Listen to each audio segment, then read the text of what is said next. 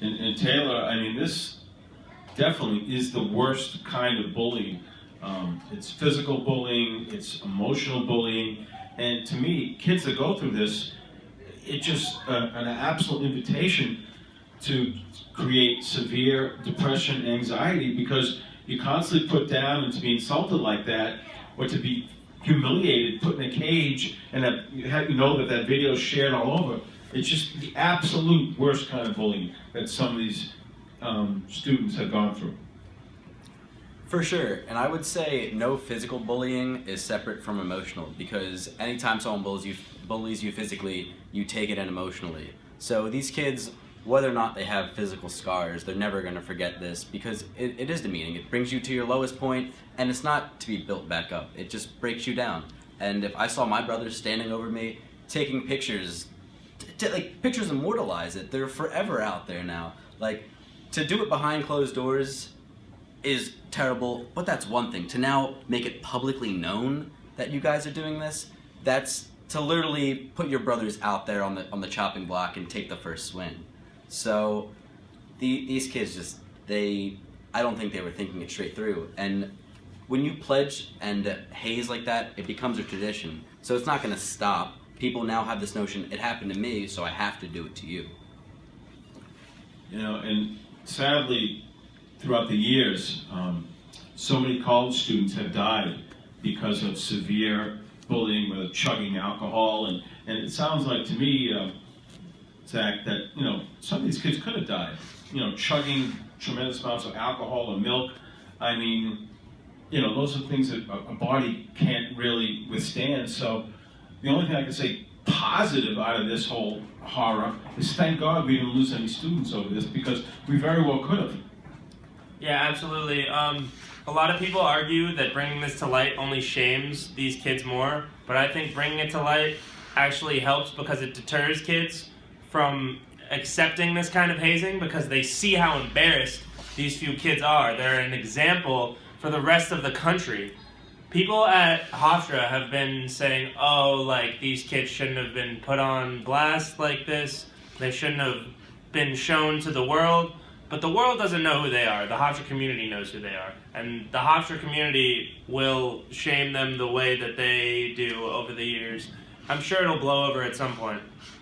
But it really puts out an example for years to come for kids to not accept this kind of behavior and to not take that sort of bullying and to not accept hazing. And I think hazing is a culture that needs to be destroyed because, as Taylor said earlier, that's not brotherhood. And I may not be in a frat, but I do have tons of friends who are in frats at different schools across the country, and none of them have had to go through the sort of behavior that these kids went through, and no one should. Absolutely. And last year, at a Asian frat at Baruch College, a student did die during a hazing incident. And then, but one thing I find very troubling about this, and I think this is the next thing we should talk about, is Hofstra University, when this first came to light, kind of like didn't take this seriously, swept it under the rug, and I think the Hofstra University, the administration, has to take their really fair share of blame for not acting on this and not taking this serious enough and kind of like sweeping it under the rug at the very beginning. So when it comes down to it, the Saeed, he had sent the evidence of the hazing to the fraternity's nationals. Now, nationals have no connection to a university or college per se. So nationals wanted to keep it under the rug at first because they had to take it all in and process what they were going to do. So what they did was they expelled the fraternity from the campus. So right now, Sigma Pi is indefinitely kicked off campus. Their chapter is no longer around. But the university wasn't even informed.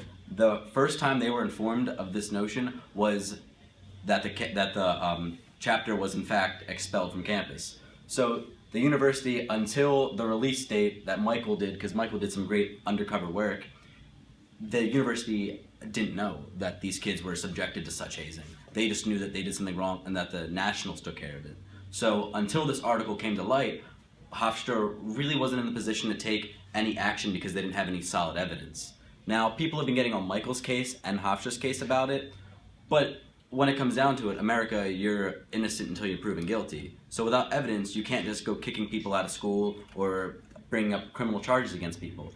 And for Michael had more pictures and names that he could have released. So I believe they both took the 100% appropriate action that they could have taken. Taylor, your thoughts on it? Zach. Sorry about that. Well, I think that Hofstra will get a bad rap for this. There's no different way about it.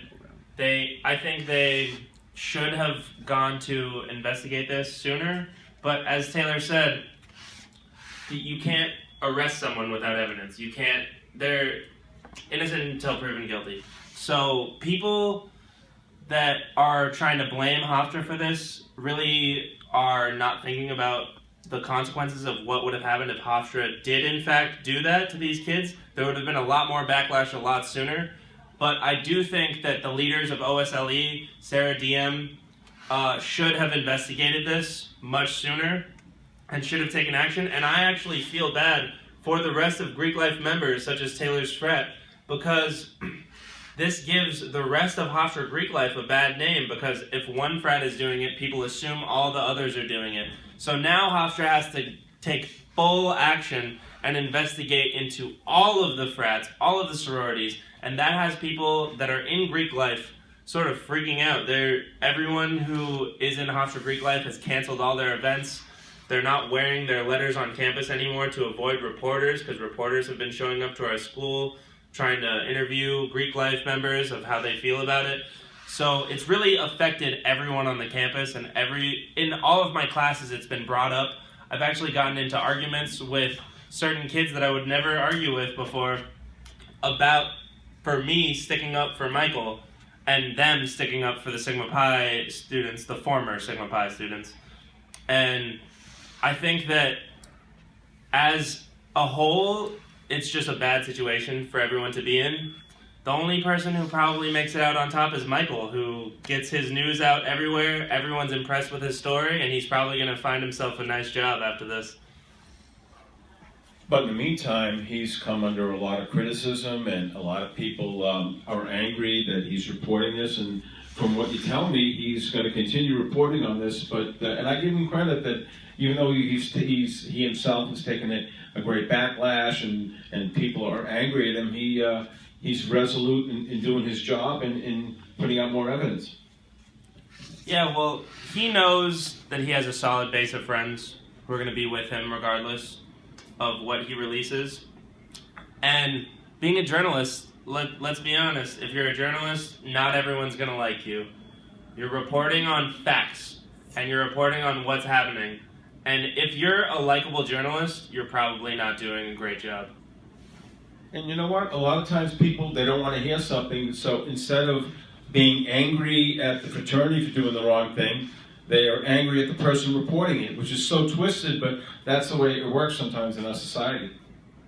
Yeah, absolutely. I mean, you're going to come under fire for whatever you report on if it's controversial. It happens all the time. Anderson Cooper is someone who defends his work all the time until he dies. And Michael, I respect as a person. He was actually my orientation roommate before we even started Hofstra together. And he told me that he was going to come into Hofstra, he was going to be the editor-in-chief of the Chronicle, and that he was going to do things that people remembered, and he was going to put the Hofstra Chronicle on the map. And he told me that from day one. And look at this, it happened, and he hasn't even come close to graduating yet. He's a junior there still. He's only 19 years old. And he definitely has put the Chronicle on the map. And now people, like Total Frat Move, took his article and dissected it and made it into a thing. And my friends from California read it.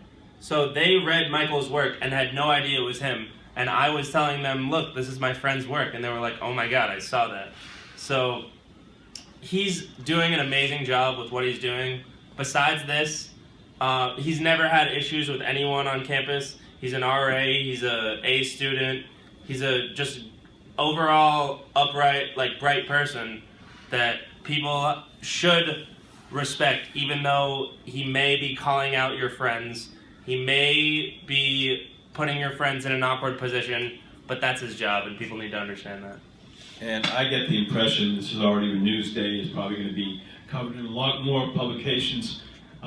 This is only the tip of the iceberg in the story. A lot more is coming out. Yeah, absolutely. As I said earlier, he has more information that he wants to release. And, yeah, so he has more information that he needs to release, and we'll see when he releases his follow-up piece. He's sort of waiting to be interviewed. NPR asked to interview him. Insider News asked to interview him. We'll see which interviews he takes. But he has more information, and he has his own personal insight now that this has happened. And I think he's even going to bring in some of the things people have said to him on social media and post screenshots in his newspaper. I know that I was sitting with him talking about what he should say, how he should respond to these people. And he's doing a great job of keeping it all factual, not putting his own opinion in there. All he said about his own opinion is that he does not condone hazing, which no one should. So I think he's doing a great job, and I think at the end of this he's going to come out on top, and people are going to realize that he's just doing his job and nothing more.